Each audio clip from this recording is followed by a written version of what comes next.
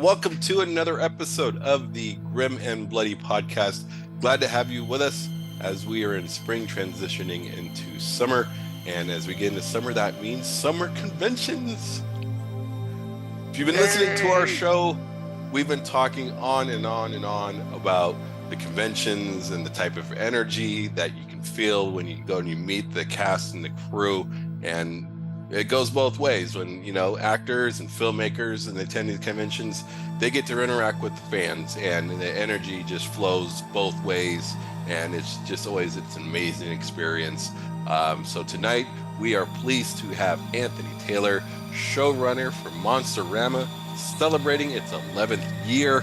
Congratulations for that, Anthony. That is an achievement on its own in this day and age of rising leases and agreements. And how much more do you want this year for me to run my shit? So congratulations first and foremost. This is a classic horror convention happening in Atlanta. So go ahead and tell us just in a few sentences, what can everybody expect from this year? And then we'll just jump right into questions. Okay, well, as you said, it's our 11th year. We've been doing this since 2014. So if you do the math and add that one in, it does come out to 11. We theme our show every year to a different kind of a flavor. This year we're When Monsterama Ruled the Earth. So we're all about stop motion dinosaurs and hot babes and skimpy outfits. There we go. We got a great lineup of guests. Calm down now. Yeah. We've got Victoria Battery from When Dinosaurs Ruled the Earth, and Martine Beltwick from 100 million years BC. We've got a bunch of other people. Our website is monsteramacon.com. We're at the Atlanta Hilton Northeast in Peachtree Corners, Georgia, and we're August 9th through the 11th. Oh, that's fantastic. Go for it now. So your convention, and I haven't been, but just from looking at the website and checking out some of the past information on conventions, your convention seems modeled after the old school conventions, where you have panels, you have anything that interests a multitude of fans, and your guest roster is not your common slasher convention guest roster. You don't have a lot of reunions of people from Nightmare on Elm Street Part 8, or something like that, or from My Bloody Valentine. Was that something that you just decided in 2014? That's what I want to do. It's classic horror. It's horror, of all stages. Bring back the good stuff. That's what I want to do. Mm-hmm. Well, you're about 6 or 7 years late for when I wanted to start doing that. Okay. 2014 is when I actually started doing it, but I wanted to do it for a long time before that, and I just needed to find. I've been in fandom and going to conventions and working at conventions and being part of the committees that run them since I was much younger, back in the 80s, and I had spent a lot of time going to conventions that were convenient for me to get to and just having a good time and partying, as we tend to do when we're younger. And eventually I was like, I really want to stop doing that and start saving money and going to the conventions that are really about my interest. So I've been going to Wonderfest in Louisville for 33 years now or something like that. I mean, crazy. I started going in 95. And they are a toy and model convention that has had guests like Ray Harryhausen and George Romero and all these great filmmakers, and they have actors and artists and stuff. Bill Stout goes every year. Bernie Wrightson went there, and I just love that show. And I that's one show that I will always go to every year.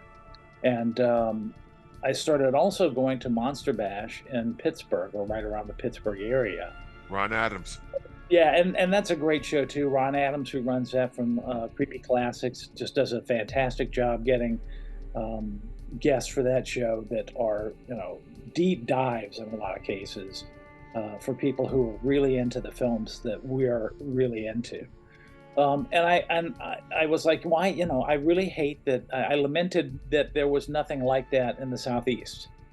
And I'd lived in Atlanta for 45 years or so, 40 years, and really wanted something that I could drive, from my house to within an hour, which is anything in Atlanta. You're gonna be an hour getting anywhere. But so I'm a writer and I'm a graphic designer. I used to make models for movies. I've done a lot of different things, worn a lot of different hats in my time. And I was a guest at a show that was, interestingly enough, themed as a Doctor Who convention and a Timescape convention, band together, put on one convention, and we'll do that. Hey, clock, it's good to go. Yeah. They had me as a guest several years, and I really liked the feel of their show and how they did things. And I talked to one of the principals there, and I said, "Listen, if you're ever interested in doing this, let's talk and see what we can put together." And eventually, she was, and so we started doing that. She stayed with us for the first 2 or 3 years, and then she had inherited some money and wanted to go on a whirlwind trip around the country and all this other stuff. So I said thank you to her, and took on another partner who had been doing all of our social media stuff and a lot of operation stuff, and she's great. Suzanne Nivert, my partner, who is just fantastic and runs most of the operations of the show, while I do the guests and the programming and the advertising and media kind of stuff. So yeah, we had a great first year, and it's just gotten better every year since then. In 2020, we had to pivot and do a virtual show, and we did. I'm glad you survived. I'm glad you're still around. It didn't swallow you guys whole. No, and there are a lot of changes that happened in the hotel industry at the same time, and made it difficult for another year or two. We're now kind of back on track in the hotels that we want to be in, and having a great time doing it. And yeah, it's just it's not your average kind of what I call a roadshow horror convention, where the company gets 40 or 50 people and guests, and trucks them around to 5 or 6 different metropolitan areas. So you get the same thing kind of like over and over and over. You see the same people every year coming back over and over and over. And of course, with the guest pool that I'm using, that's not going to happen that often, because a lot of them either stop traveling or stop breathing, unfortunately. Right. But people who were in movies in the 40s, 50s, and 60s are now in their 70s, 80s, and 90s. And it makes it a little more difficult to find people who, are willing and able and interested in coming to a show like this. And I've actually had 1 or 2 people not make it to the show that I had booked for the show. So it's always an interesting process. Something I haven't shared with the gents is my utter fascination to what happens in behind the scenes in conventions.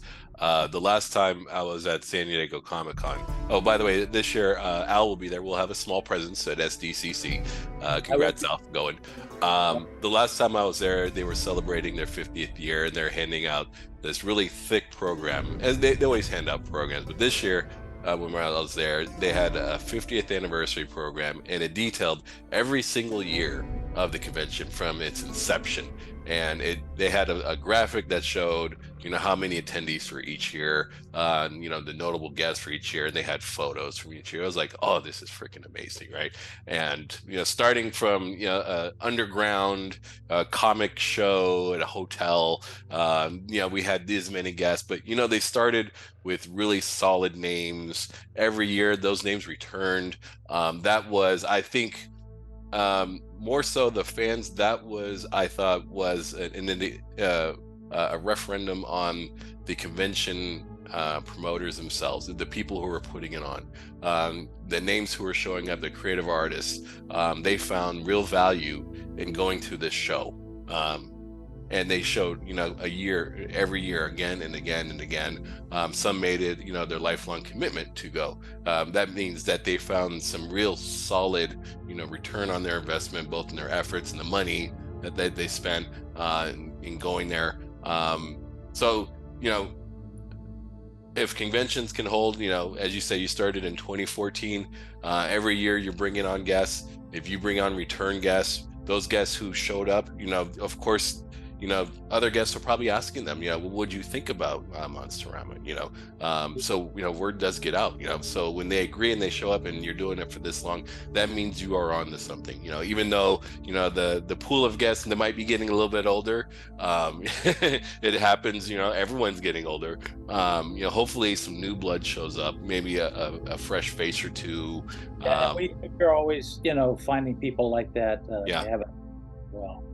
But yeah, it's great for me. It's very rewarding feeling to meet these people who entertained me when I was so much younger, and have such a great experience with it. I really have not had a bad experience with anybody that has appeared at our show, and then to have them every year say, "Hey, can I come back?" And we'll say, "Well, how about we skip a year and then have you back?" So that best feeling in the world, right? They want to return. Like you guys just did a show with Pauline Parrott, who has been to our show like 3 times now, and I would love to have her every year. She's just wonderful, and she kind of spends about half the year in Atlanta anyway, which makes it easy for us to have her there. So yeah, and she tells people how great we are, and we tell people how great she is, and that's why I'm here tonight, because you guys talked to Pauline. Yeah, she does our show, and then she becomes our unofficial publicity person. She's constantly messaging me saying, "I've got this other person, here, Anthony Taylor. Do his show. You'll love him. Please, you'll love him. You'll do it for me." And that's exactly what she told me about. We didn't have to do it for her. We were happy to be here. Yeah, that's right. Pauline was lovely. Yeah. She was. Class act, Yeah. But she is constantly giving me ideas for guests and things like that. And that speaks to what you're saying, that she enjoyed herself on our show, and we don't attack guests, we don't ambush guests or anything like that. And we don't engage in politic or anything like that. So when somebody likes your show and then they start to recommend other people to you, that's an advertising thing. That's a good publicity thing. Absolutely. And you mentioned earlier about the programming that we do. We do concentrate really hard on programming. The background that I have with conventions is going to places like Dragon Con, which has like 75 or 80 different programming tracks that run panels all weekend long. And I did a lot of paneling and hosting interviews and stuff with them for a lot of years as well. So that's where I find we have our best value for the people who come to our show. So we do, we've got like 5 or 6, depending on the year, different programming tracks, where we've got an art, comics, and literature track. We've got a media track, which is films, television, and music. We've got our main programming track, which is our guests that go in and talk about their career or what they're doing. We've got what else do we have? Holy crap! Let me look on the website here because which I have in front of me. There's so much that goes on. We've got a kaiju track, which is all guest stuff. Yeah. We have maker programming, which is people doing demonstrations on either art or some sort of casting and molding, some kind of craft, a lot of whom are in the movie business in Atlanta, which is, as you guys know, pretty booming right now. We have other special events and things, and then all weekend long we also do we've got a great movie room. Oh yeah. On 16 millimeter prints of classic films all weekend long. Beautiful. We've got a couple of guys that do the screenings for us that have just really deep collections, and then we have people who are like, "Hey, I'm coming to your show, and I've got a great looking 16 millimeter print of Frankenstein meets the Wolfman." Amazing. Yes, we would love to. That reminds me so much of you guys will be familiar with this Silicon Valley Comic Con. Yeah. At one point you couldn't throw a brick out here, Anthony, without hitting a convention. There were just so many. They were sprouting up everywhere. They were like weeds. But Silicon Valley Comic Con, it was billed as an idea that we were going to take, film and actual science fiction, like innovation, exploration, put them together. And for the first year, Al can attest to, for the first year, it was good. It had everything that you would talk about all these different events that would just keep people busy and keep them engaged. And while you were talking about it, I just had flood of memories, all these cool things, all these demonstrations that were happening. That's when a convention gets fun, because it's more of just, you're visiting the guests, right? And you'll have a dealer room. Oh, of course. Yeah. You'll have a dealer room. You're shopping, but you also have all these other extracurricular things that are happening around. So it becomes this kind of whirlwind where you're going from one thing to another, and the next thing you know, you've just spent 5 hours of the day, and you're holding 2 giant shopping bags. Like, well, that was fun. This is going to happen next year, right? Because I'm broke now. And then you have to explain it to your spouse. What's in those bags? You get in the back door. Nothing, honey. I mean, that's our goal, is to have people go, damn it, I want to go to this thing and this thing and this thing, and they're all at the same time. Yeah. I want to under promise and over deliver in everything that I do always. And if we can do things a little better, a little different, then people remember that, and they come back and they tell people.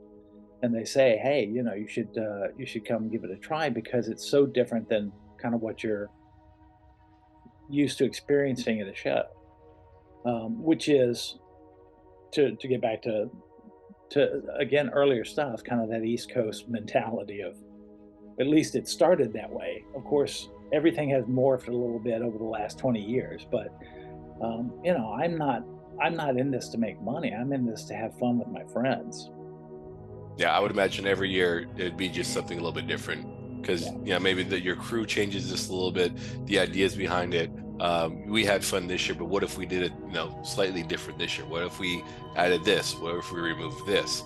It also changes with the makeup of the dealers. You might have some dealers that just attract huge crowds, right? Maybe some dealers, it's a little redundant, so it depends. Every year it's different, and that's also part of the thrill. We're all convention goers. We're fans. We're all huge fans of it. Every year we're deciding which convention we want to go to as well. We usually hit the local ones. We hit Sinister Creature Con. We're there, despite our gripes. We have gripes, right? But we're there because the guests are always amazing. The dealer floor is always amazing. Those are the 2 things, that we can agree on, right, Kevin? That just it draws us in. It draws us, the allure of the genre, that we're all fans of, right? Sure. We're there. We're waiting in line. I'm usually buying my ticket as I'm driving, which is horrible. Because I get all the way at the end of the line. I never learn. Every year I never learn. But we the energy every year, it's just wonderful. And I'm thankful that you're putting it on, because I have a lot of people I know around the Atlanta area. None of them are horror fans, but if any of them are, I'm like, you need to check out Monsterama. Even if you're not a fan of the classic horror, you're going to enjoy the energy and the atmosphere that this thing is providing. Absolutely. I mean, we're not just horror. We're also any kind of science fiction or speculative fiction, giant monster movies, which are not necessarily horror movies. King Kong's not really a horror movie. That's true. But we certainly embrace that kind of stuff as well. And I don't know when we're going to air this or not, but we also have a second event that we do in May, which is going to be May 11th this year, which is called Monsterama's Market Macabre. We'll have it up before then. Oh, great. Okay, great. So it's Saturday, the 11th of May, and it's free. It's a horror, it's a horror yard sale, garage sale, basically.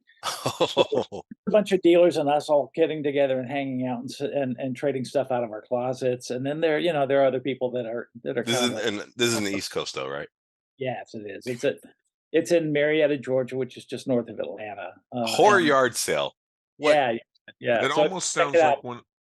It almost sounds like one of those what they call in the UK boot fairs. Yeah. It is kind of like that. Yeah. We just we enjoy getting together and hanging out with our friends so much, and only doing it once a year kind of seemed, Man, that sounds amazing. not enough. So Full disclosure, I love yard sales. I take the kids every weekend.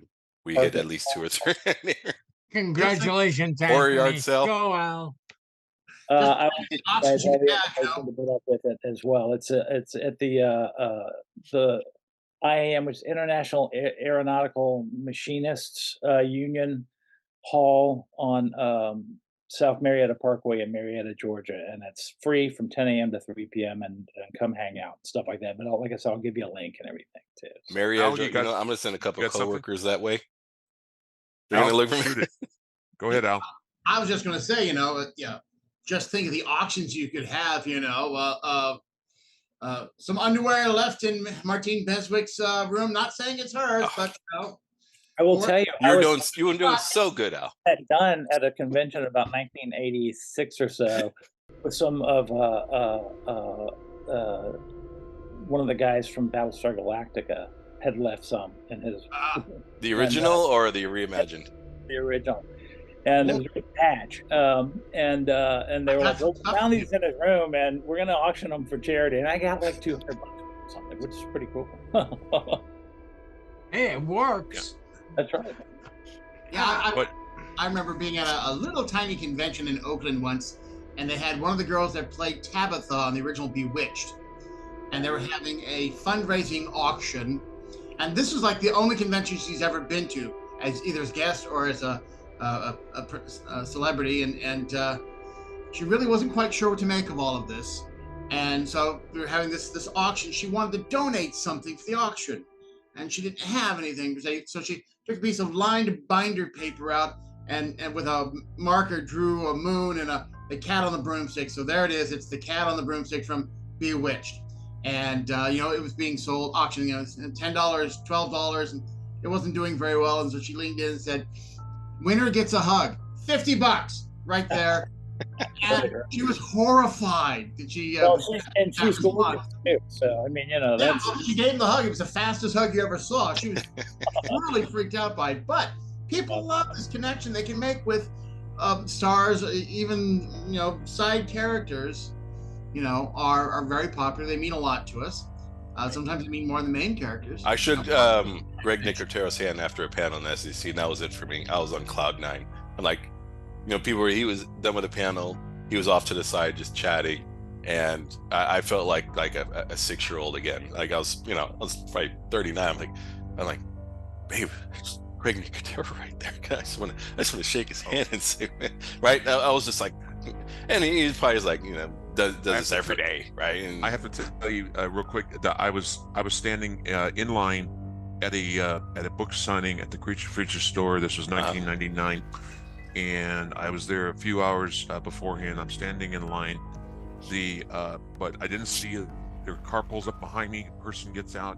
It's the guest who is the book signing, and standing right behind me, walking right past, Christopher Lee. And when I just got to see him, I'm like, "You're Christopher Lee." We're just You're Christopher Lee. Oh. We do have we are fanboys, and it's okay to be a fanboy. maybe just a little. Just a little. And one of the great about Monsterama too is that this show is it's so much more laid back than a lot of the again more. I don't want to call it more professional. We're very professional with what we do, but we're not we're not on a clock, and we're not counting minutes to see how many dollars we're making. Stuff. We've got a lot. On my creation. I'm not going to Creation there too. But there's a lot of available time to stand and talk with our guests at their tables or wherever.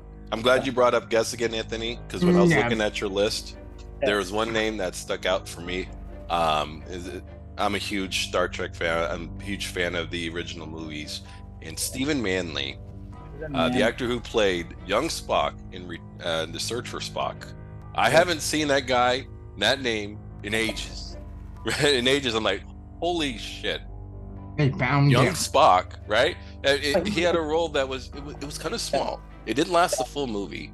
But it's a pivotal role. It was a pivotal role. It was crucial to the whole storyline. I'm like, damn. That guy's been on the convention circuit. I would have some question for him. Not really. He did like one creation, and I think in California, and then he did Really? one, and Yeah.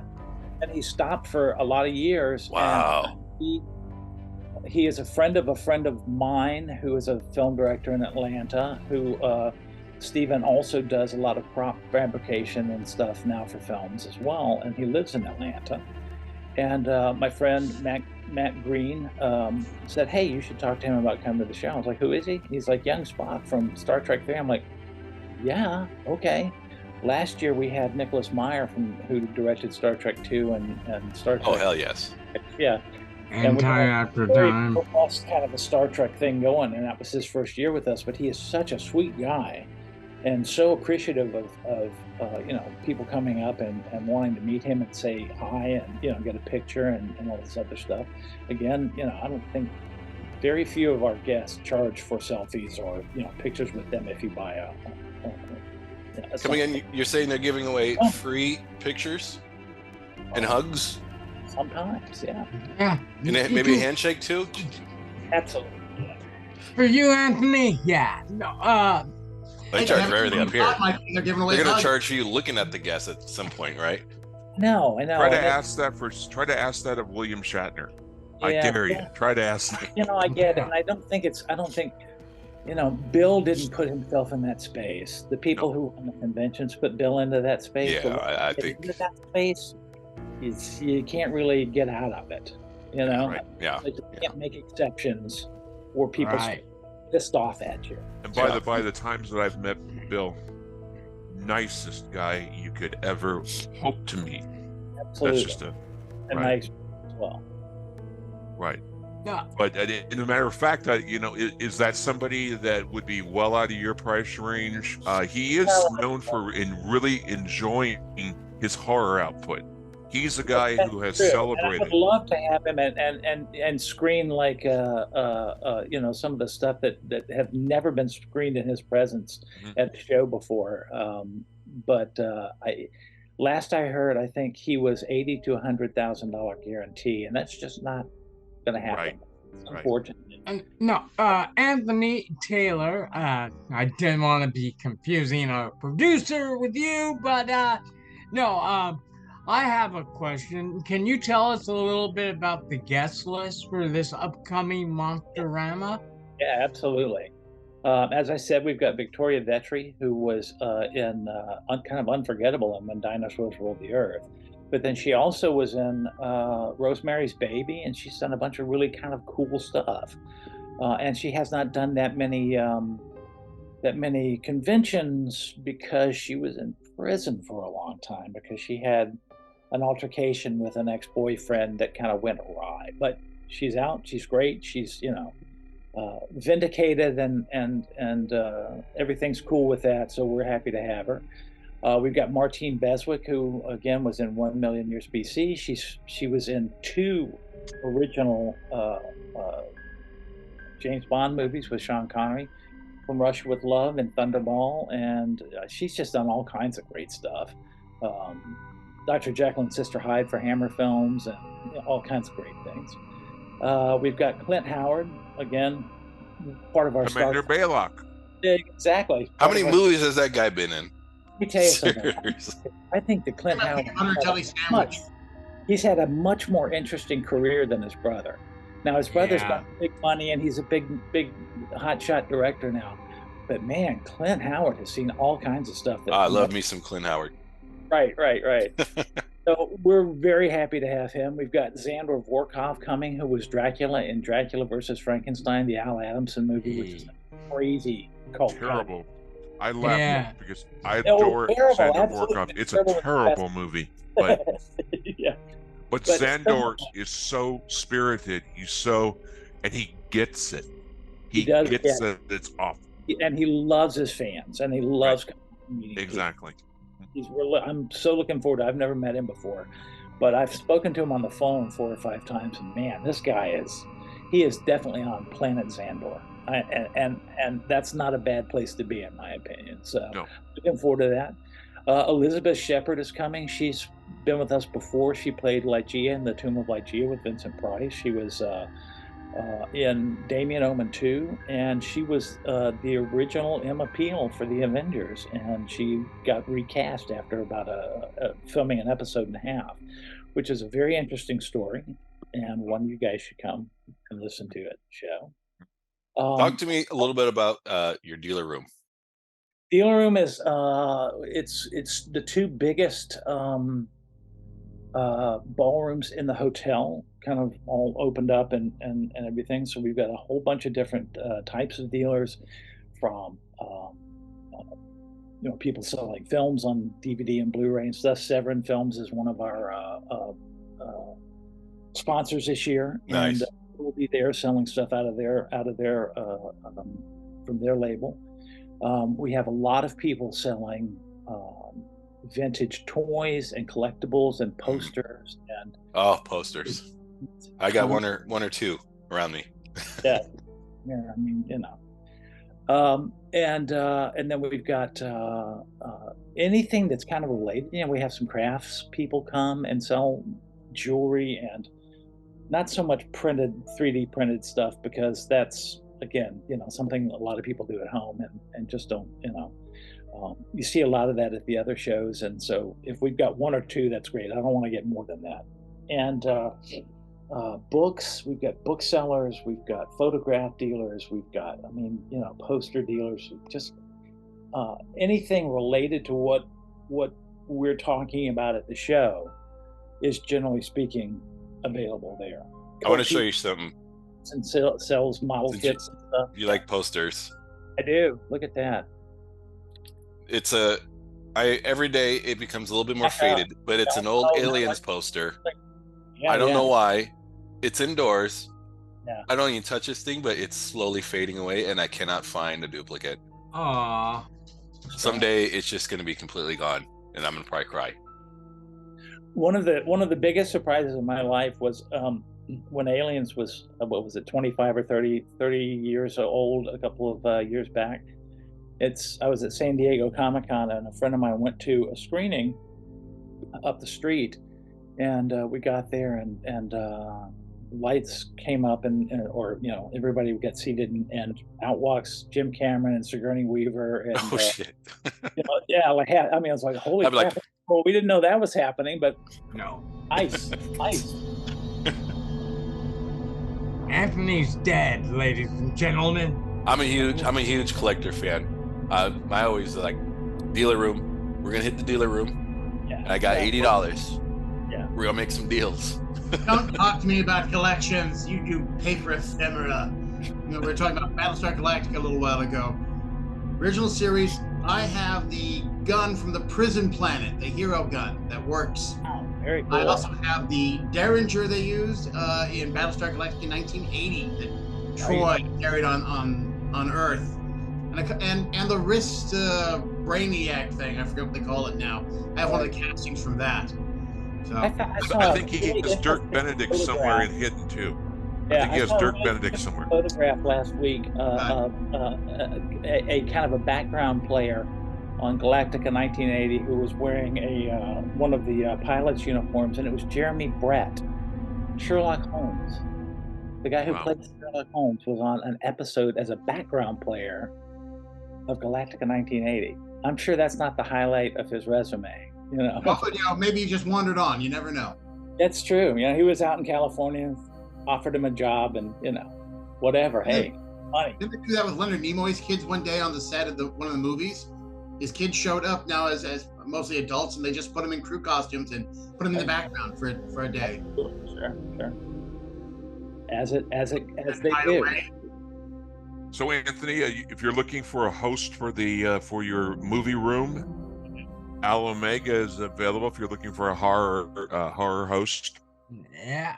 We have a lot of different people come in and talk about either the guests. We always try and screen something of theirs, so we have them kind of come in and do an introduction, or we've got the guys from Nightmare Theater, who are a hosted kind of horror show that's like all around the country on PBS. Yes, I've seen it. Yeah, And so they come in and do something, and then we've got a great local band called the Silver Scream. They're not a band, but a band of people called the Silver Scream Spook Show that does a monthly at the kind of spook show and screening at the Plaza Theater in Atlanta, and we have them come in and do a show for us as well. So yeah, we try and combine, you know, that kind of programming with the films as well, so that people kind of are, if they're interested in seeing the film, and maybe we hope that they're interested in learning a little bit more about it, and then exactly what they were just, you know, talking about. Yeah. Well, Take us push us all together in a big one big John Carpenter-esque monster, and we'll just do the host of the show all together. there And you you go. Joe, you had a question, Joe? No, I was going, yes, Al. Do the hokey pokey, man. Let's do that. One of the guys on our guest list is John Kenneth Muir, who has written about 100 books about horror films and monster movies and Space 1999 and sci-fi and stuff. And he comes in and does a lot of, he either moderates panels for us or does little intros for things as well. So, Awesome. you know, I watch a lot of Turner Classic Movies, so I know kind of what the drill is with that kind of crap. And I use that as a template for what we're trying to do. Awesome. Awesome. That's wonderful. go. And educational, you know. Well, folks, Oh, Monsterama, August 9th through the 11th at the Atlanta Hilton Northeast, if I got the name right. You want to be there because this is going to be an amazing experience. If you haven't been there, this is an amazing experience. If you have gone before, you know you're going to want to go. Just go ahead and buy the tickets and show up, because look at all this good stuff that's happening. Anthony, you surrounded yourself by quality individuals. I've also heard of Nightmare Theater. Good show, man. I wish I can go.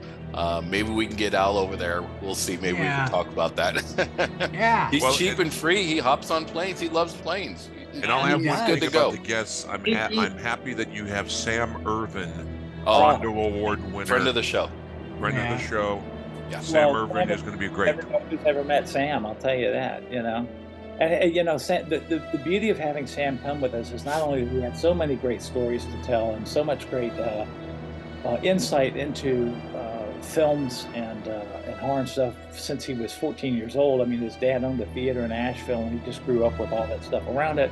Went to England and interviewed everybody that ever was in a Hammer movie when he was, and just all this great stuff. But beyond that, Sam is the greatest marketing dynamo ever known to man. And so if you have Sam at your show, you get so much free publicity. It's crazy. And he's the foremost authority on Brian De Palma that you will ever see.